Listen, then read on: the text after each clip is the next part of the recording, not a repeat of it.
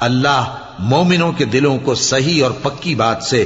دنیا کی زندگی میں بھی مضبوط رکھتا ہے اور آخرت میں بھی رکھے گا، اور اللہ بے انصافوں کو گمراہ کر دیتا ہے، اور اللہ جو چاہتا ہے کرتا ہے۔ کیا تم نے ان لوگوں کو نہیں دیکھا جنہوں نے اللہ کے احسان کو ناشکری سے بدل دیا اور اپنی قوم کو تباہی کے گھر میں لا اتارا، یعنی دوزخ میں، کہ سب ناشکرے اس میں داخل ہوں گے اور وہ برا ٹھکانہ ہے۔ اور ان لوگوں نے اللہ کے شریک مقرر کیے کہ لوگوں کو اس کے رستے سے گمراہ کریں۔ کہہ دو کہ چند روز فائدے اٹھا لو، آخر کار تم کو دوزخ کی طرف لوٹ کر جانا ہے۔ اے پیغمبر، میرے مومن بندوں سے کہہ دو کہ نماز پڑھا کریں، اور اس دن کے آنے سے پیشتر